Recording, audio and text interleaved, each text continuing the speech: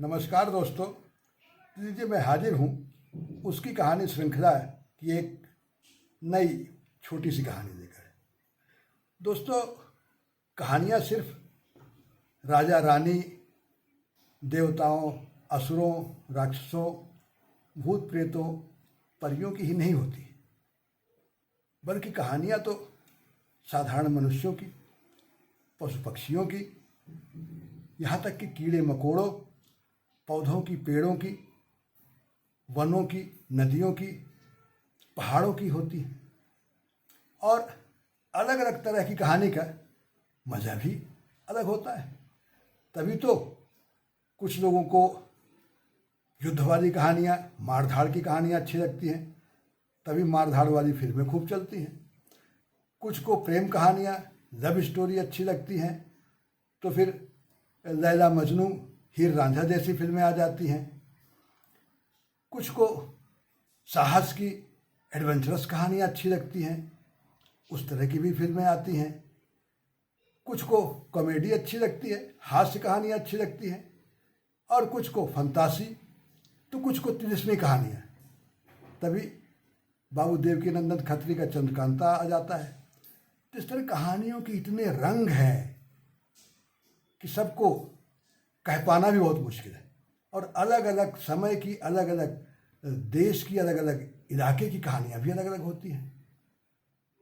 जो कहानी ध्रुवीय प्रदेशों की होगी उसकी हम कल्पना भी जल्दी नहीं कर सकते कि हर समय वहाँ ठंडा ठंडा ठंडा ठंडा माहौल, एकदम गलाने वाली ठंड, और उसी के बीच में उनका जीवन, कठिन जीवन, उसकी कहानी एकदम अलग हो। और सच पूछा जाए तो कल्पना तो हम यह भी नहीं कर सकते कि आने वाले समय की कहानियाँ किस तरह की होंगी। जैसे क्या कोई कल्पना कर सकता था कि 2 साल पहले ये कल्पना नहीं हो सकती थी कि कहानी में कोरोना इस कदर आ जाएगा कि कहानियाँ कोरोनामय हो गई, कहानियों में कोरोना की भरमार हो गई, उस तरह के अनुभव आ रहे हैं।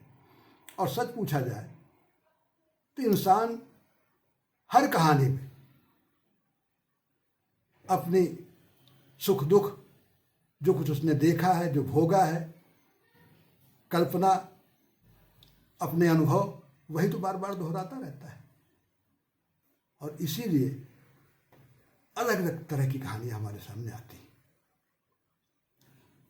तो फिर कहानी तो एक डिक्शनरी की भी हो सकती है।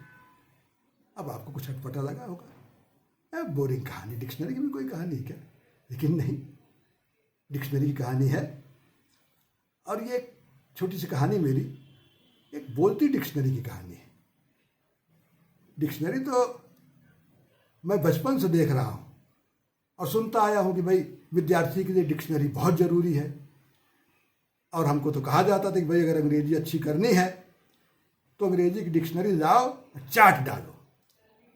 मैंने किया भी है, 10-10, 15-15 शब्द रटना शुरू कर दिया। लेकिन ये उत्साह ज़्यादा दिन चल नहीं पाया।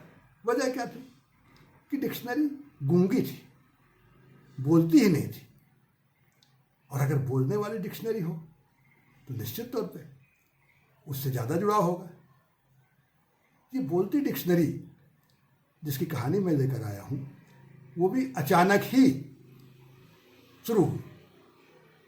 उसी तरह जैसे अचानक ही न्यूटन के सर पर जब सेब गिरा तो उसको पृथ्वी के गुरुत्वाकर्षण का आइडिया आ गया।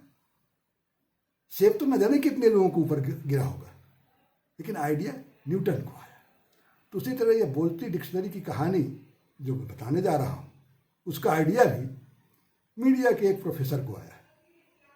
अचानक ही, कोई तय नहीं था, उसने तय नहीं किया था कि इस तरह से कोई तैयारी के साथ शुरू करेगी, अचानक ही आ गया।